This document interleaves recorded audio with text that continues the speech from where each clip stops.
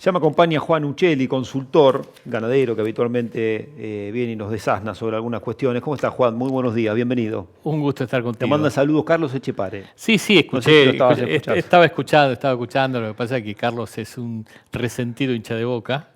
Y bueno, entonces, No lo dije vamos. yo, ¿eh? No lo dije yo. No, lo Bueno. dije yo, pero me dijo él que lo dijera. Ah, Juan. Bueno, Juan, muchas noticias. Una tiene que ver, y vamos a arrancar por acá, para después meternos en otras cuestiones. Pero, bueno, no está pasando en la industria de consumo aparentemente un buen momento. La venta no viene muy fluida de carne vacuna. Vuelve a pagarse servicio de faena. Sabemos dónde terminan esas cuestiones de costos siempre. Y algunos frigoríficos han cerrado, ¿no? También, ¿cómo estás viendo el panorama? Bueno, mirá, siempre se pagó servicio de faena. Siempre se pagó servicio de faena. Lo que pasa que había momentos, y hasta hace 2 años, los ingresos por subproductos cubrían ese servicio de faena. Y hace 2 años para esta etapa empezaron a bajar el precio de los subproductos, los costos de las plantas han subido de una forma impresionante y el cruce de eso no da un número lógico.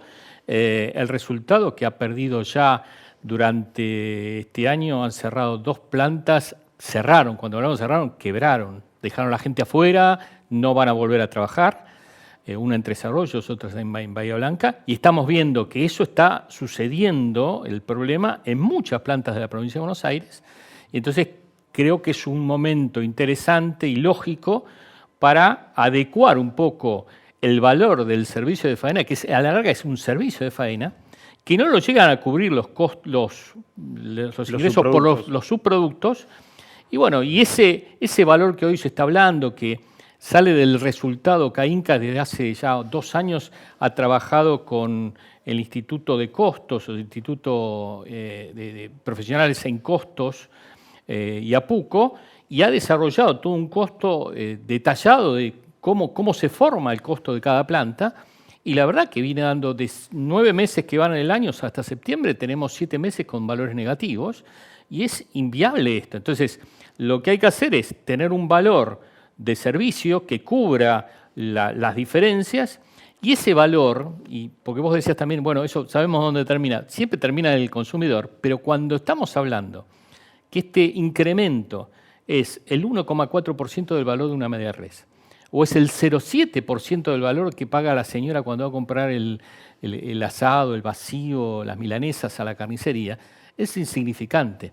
Y aparte es algo que en otras provincias se viene cobrando. O sea, la gente de provincia de Buenos Aires está haciendo algo, Juan, que en otros lados se hace. ¿Por qué estas 2 plantas estiran esta situación? ¿No pueden por su cuenta empezar a cobrar ese servicio para tratar de revertir la situación? ¿Pierden sus clientes? ¿Qué es lo que pasa es que acá es un tema, estamos en un libre mercado, tanto que se habla de libre mercado, que hay un libre mercado, hay una oferta y una demanda, y era una costumbre de que, vuelvo a repetir, que los ingresos por los subproductos eran superiores al costo, y entonces eso dejaba un margen para poder hacer inversiones en la planta, y eso hace 2 años no está sucediendo. Entonces no hay inversiones, los costos siguen subiendo, y estas 2 plantas lo que pasó, capaz que dejaron pasar más el tiempo y cuando quisieron cobrar no tenían cómo cobrar, y bueno, sumemos a esto también la situación difícil bancaria, el costo del dinero,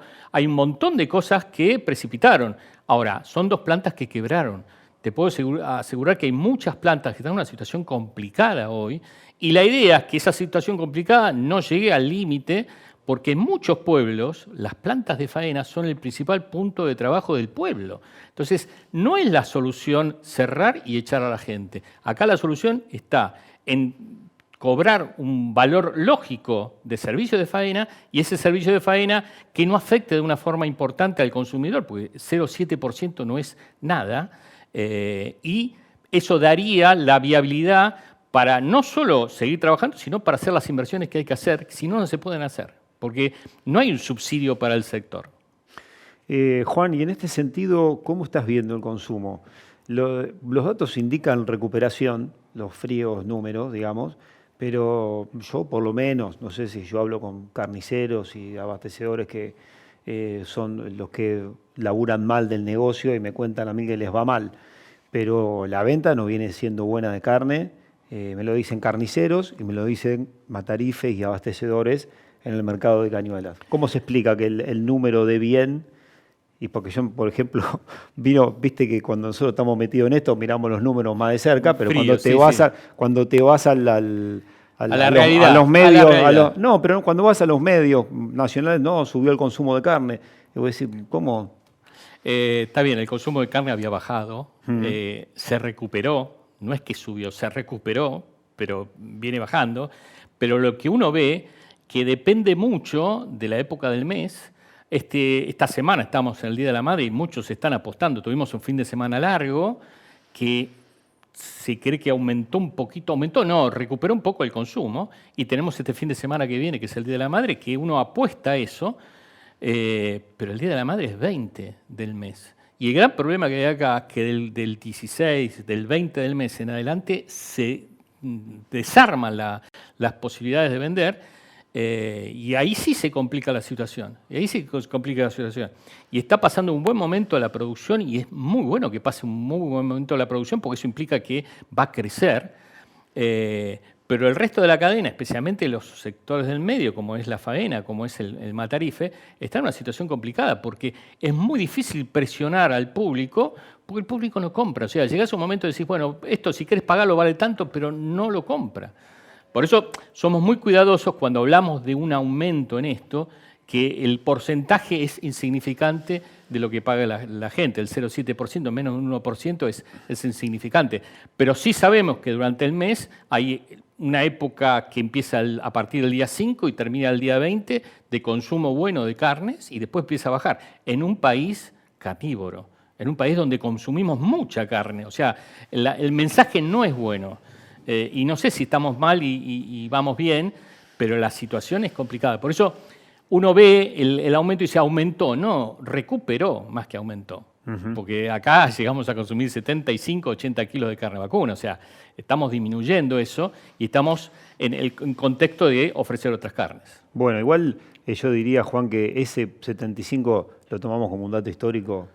Buen consumo de carne. Soy de los que consumieron 75 kilos y crecí, y muchos de los de mi edad consumimos esa carne vacuna. O sea, no es algo histórico, pero es algo que marcaba la Argentina. La argentinidad al palo, como se quiere decir, la carne al palo. Y hoy sí, la realidad es otra. La realidad es otra. Pero digamos, la industria no puede pretender volver a ese porcentaje de consumo. No, olvídate. Estamos hablando de otro mundo. No, estamos hablando de otra realidad totalmente distinta. Eso es imposible. Volver a esos volúmenes es imposible.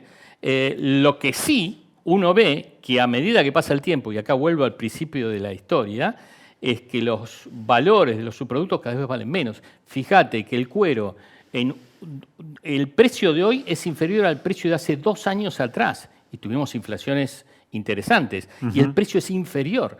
Entonces, lo que vos tenés de recupero cada vez es menor, el aumento de los costos es increíble, y esto lo sabe la gente porque para todos aumentaron los costos de luz, de servicios, de combustible, y entonces por eso es necesario adecuar ese valor. Bueno, Juan, otro dato que comentábamos tempranito tiene que ver con la buena noticia de que Chile cruzó la cordillera, tomó nota y dijo, está todo bien, nosotros le seguimos comprando. ¿Cómo afecta eso el negocio en la Patagonia y a los productores que nos siguen desde allá? Nos miran mucho todos los amigos productores en la Patagonia y es sin duda una muy buena noticia para ellos. Bueno, primero, nuestros hermanos chilenos somos hermanos en un montón de cosas, menos en el fútbol. En el resto somos muy hermanos con los chilenos. Sí, señor. Yo creo que con todos los latinoamericanos nos sentimos hermanos.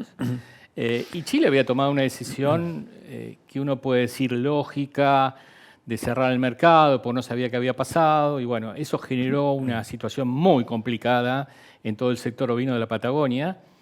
No tanto por Chile, sino porque si Chile insistía en esa situación, podía complicar el mercado más importante que es Unión Europea, Gran Bretaña, Japón, y ese era el gran miedo que había. La visita que hizo Chile, nosotros ya la veníamos cotejando con la gente del SENASA. La verdad, quiero reconocer algo, SENASA estaba muy convencido que esto se iba a solucionar. Nosotros no teníamos tanta fe, pero se ve que SENASA son muy creyentes. Y la verdad, hay que darle razón. SENASA tuvo razón al final. Chile reconoció, volvió a reconocer la situación de la Patagonia y me parece que eso es positivo. El estatus libre de aftosa sin vacunación de Sin la vacunación Patagonia. y A la eso nos posibilidad de referimos. exportar cordero con hueso allá, a Chile, que vuelvo a repetir, no es un volumen muy grande, pero es un volumen que significa mucho para el otro negocio que es Unión Europea. Yo creo que ahora va a haber una inspección, una auditoría de la Unión Europea y van a salir resultados bien, porque ya Chile vino y fue muy obsecuente en los análisis, por lo menos en la conversación que tuvimos con la gente de SENASA, y es muy positivo esto. Yo creo que saca un peso de encima, más en el momento que empieza la zafra, porque ahora a fin de mes, principio de noviembre, empieza la zafra de los corderos en la Patagonia, y tener la espada de Damocles colgada de tu cabeza sin saber qué va a pasar era una situación muy incómoda. Yo creo que esto es un mensaje para toda la cadena de valor, no solo para los productores, sino los frigoríficos, o sea, para toda la cadena de valor que genera mucha mano de obra en la Patagonia, y la cual está en una situación de stand-by que habría que romper las estructuras de pensamiento actuales y ver cómo solucionamos para aumentar la oferta de corderos de la Patagonia, no solo para exportar, sino para el mercado local. Una situación que tiene un montón de adversidades, como son los guanacos, como son los depredadores, como es el cambio climático, como es la complicación de mantener a la gente trabajando, porque si los valores son bajos, la gente no se queda trabajando en el campo, y es un trabajo de mucha presencia en el campo, y yo creo que tenemos que, esto se ha pasado, esta situación complicada, seguimos viéndola, seguimos en contacto directo con SENASA para adelantarnos a cualquier cambio. Creo que si algo uno podría decir que se hizo mal es se hizo la cosa demasiado introspectiva, y me parece que eso fue la forma que molestó un poco a toda la cadena de valor. Esta situación baja la conflictividad y tenemos que seguir trabajando para producir más cordero en la Patagonia. Vos pensás que carne de cordero en Argentina, antes hablábamos de carnes, pero carne de cordero en Argentina comemos menos de 1 kilo por habitante por año. Podríamos tranquilamente llegar a 7 kilos, pero para llegar a 7 kilos tenemos que crecer en una oferta de mayor producción, no solo en la Patagonia, sino en el resto del país, y ese crecimiento también en un mercado internacional que sigue requiriendo el famoso cordero patagónico, que es un emblema. Eso te iba a consultar, Juan, porque con respecto al negocio de la producción y de la venta de carne ovina, ¿está pasando algo similar a lo que pasa con los bovinos? Digo que hay un porcentaje pequeño que se exporta, que se vende muy bien a mercados de valor, y el consumo interno más tranquilo, ¿o es al revés? En ovinos exportamos más a ese valor y el consumo interno... Mirá, cuando uno lo compara en 14.000 toneladas, nosotros exportamos 4.000, estamos hablando de menos de un 30%, razón por la cual es un número lógico. Hay otros países que exportan mucho más que nosotros en porcentaje, pero creo que el desafío está en aumentar esa oferta que hay. Cuando uno aumenta la oferta, no solo aumenta la oferta para mayor exportación, con un valor agregado, con un nombre, una denominación geográfica como es el cordero patagónico, sino también ofrece más oferta de producto en el mercado interno.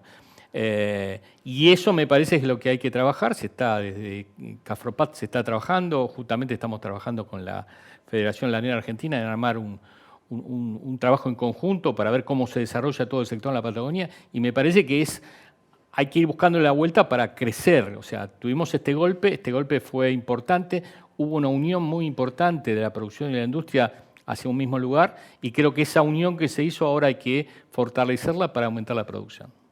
Gracias, Juan, por venir. Gracias a ustedes.